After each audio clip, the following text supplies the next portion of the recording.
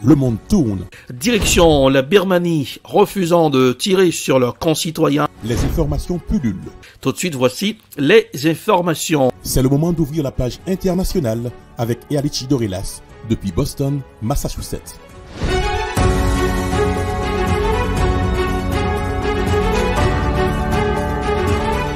Mesdames, Messieurs, bonsoir. Bienvenue dans la page internationale au grand journal du 14h. Joyeux jeudi depuis la newsroom de la capitale des grandes universités du monde, Boston, Massachusetts. Erlichi Dorelas pour la présentation.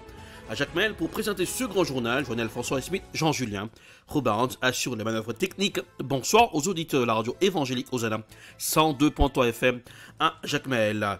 Dissension chez les talibans, la crise afghane au cœur d'un sommet au Tadjikistan.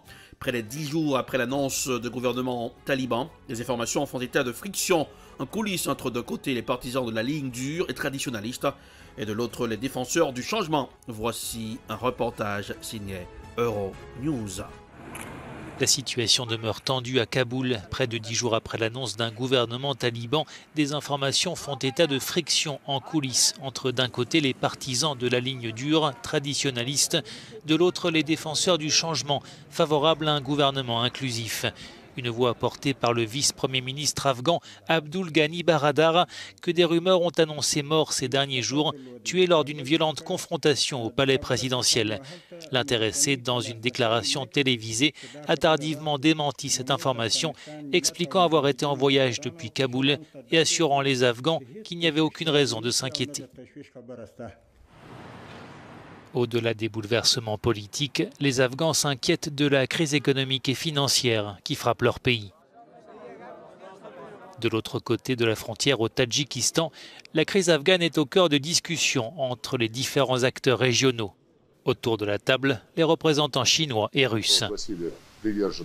Les talibans ont proclamé leur attachement à la poursuite de la lutte contre le terrorisme et contre le trafic de drogue, se félicite Sergueï Lavrov, le chef de la diplomatie russe. Ils ont également assuré les pays voisins qu'ils feraient tout leur possible pour qu'aucune menace ne se propage à partir du territoire afghan. Nous saluons cette approche tout en surveillant sa mise en pratique.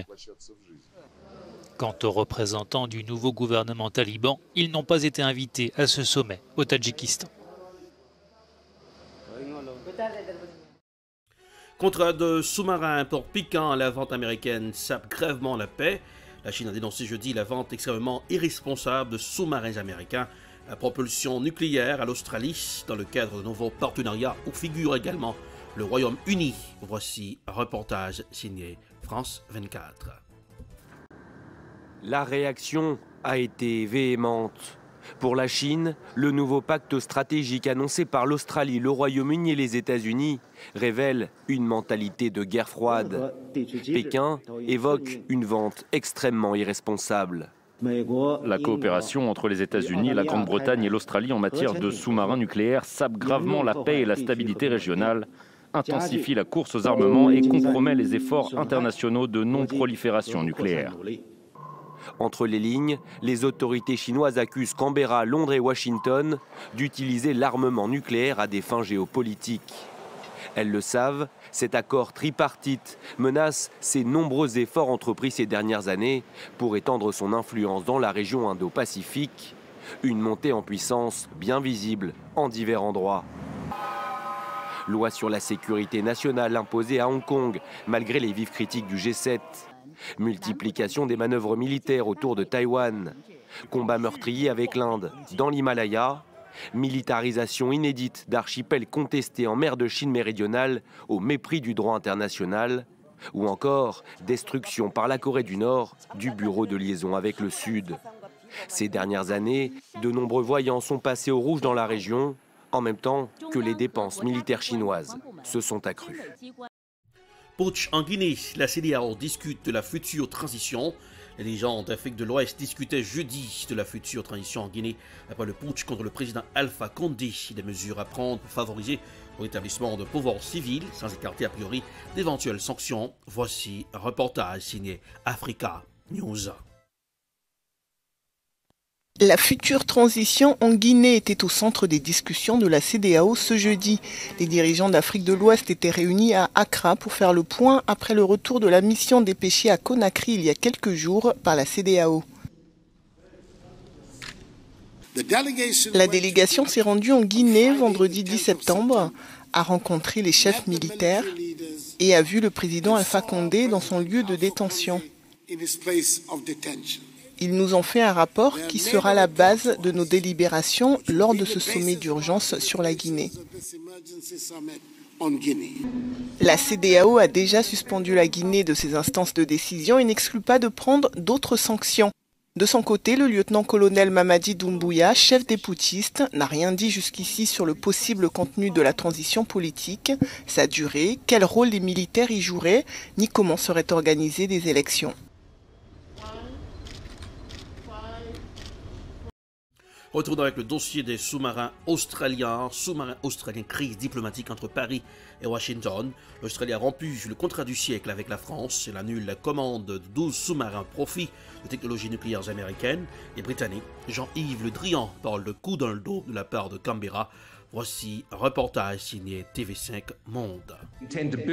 L'annonce est tombée comme un coup de massue. L'Australie annule la commande de 12 sous-marins à la France pour les acheter aux États-Unis et au Royaume-Uni et dotés d'une technologie nucléaire. C'est vraiment en bon français un coup dans le dos.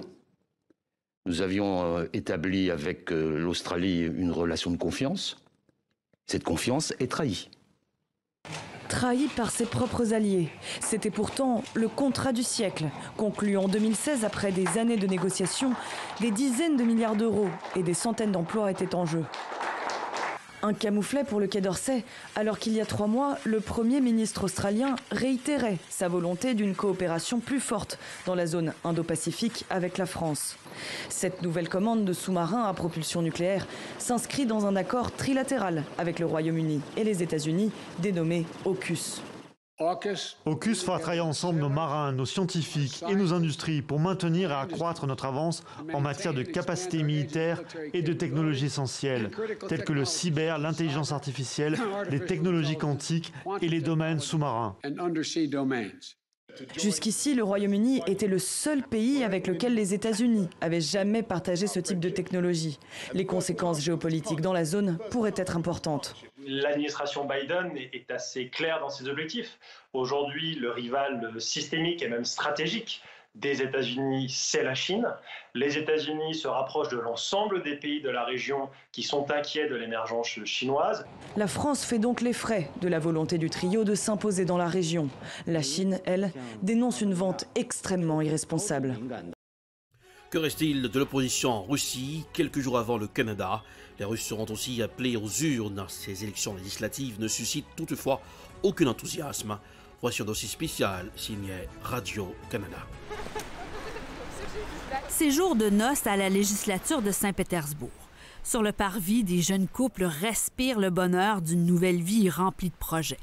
Ils devraient tous, en bons citoyens, revenir ici, dimanche, pour voter. Mais Ruslana et Denis se demandent si le geste en vaut vraiment la peine. Кажется нам, что вот мы очень маленькие люди. Et c'est ce sentiment d'impuissance qui nourrit l'apathie politique en Russie à la veille des élections législatives. À quoi bon même de tenir tête au pouvoir quand on sait que le statu quo va triompher comme d'habitude? Boris Vishnevsky est candidat pour le parti Yablako, qui a encore le droit d'exister ici. Quoique cette année, les autorités ont déployé des moyens extraordinaires pour limiter ses chances de percer. Boris affronte non pas un, mais 2 autres Boris Vishnevsky. Même nom, même barbe, même allure. Bref, des sosies pour semer la confusion aux urnes. Et c'est ça qui distingue cette élection des autres, dit-il. Le niveau de malhonnêteté est à son compte. They are very desperate. They know that Vishnevsky can win, that he probably will win. Ces jeunes sont venus le soutenir avec l'humour qu'inspirent ces tactiques absurdes, mais complètement légales en Russie. Do you think Russia is still a democracy? No, of course not. It's informational autocracy. Bien que sur papier, les électeurs aient le choix, tous ces partis sont alliés du pouvoir ou approuvés par le Kremlin. Les candidats indépendants qui avaient des véritables chances de gagner ont presque tous été bannis du scrutin, forcés à l'exil ou jetés en prison. It's the most terrible elections I ever seen since my birth, because we have no freedom, almost no opposition candidates are registered, so that's why it's difficult to call it the real elections. Mais Tatiana est quand même mobilisée. Nous l'avons rencontrée à Moscou, où elle fait campagne pour l'opposant Andrei Pivavorov, un prisonnier politique arrêté en juin dernier alors qu'il songeait à se lancer dans la course. Si la commission électorale a approuvé la candidature d'un prisonnier, c'est qu'elle en profite aussi pour désormais déclarer le parti Yablako agent étranger. Foreign agent. Une étiquette qui sert dorénavant d'épouvantail pour à peu près n'importe quelle voix dissidente ou critique du gouvernement, dit Tatiana. You never know what will be the next, so maybe you also will be in the jail like him. Pour Valentina et Denis, voter, c'est exercer leur dernier droit. Les gens en ont marre de la corruption et de voir leur qualité de vie s'effriter, explique Denis. Mais tous les deux ne se font pas d'illusions. Valentina, qui était observatrice aux dernières élections, sait très bien ce qui se passe en coulisses quand le vent tourne contre le gouvernement. On nous demande de quitter la pièce pour le décompte final. Et cette année sera pire, dit-elle, car l'OSCE a décidé de ne pas envoyer d'observateurs étrangers, étant donné les restrictions que lui imposaient les autorités russes. C'est dans ce climat que nous irons aux urnes, dit cet étudiant, Ivan. White political oppression, pathetic situation and no real belief in a future. D'où l'importance d'aller voter, pour dire que bien que désenchantée, leur génération va continuer de se battre. C'est le terminus, c'est la page internationale au grand journal du 14h pour ce aujourd'hui. Présentation Erlich Dorelas, production Ed Prod, réalisation Télé Beltop pour le compte de la radio évangélique Hosanna 102.3 FM.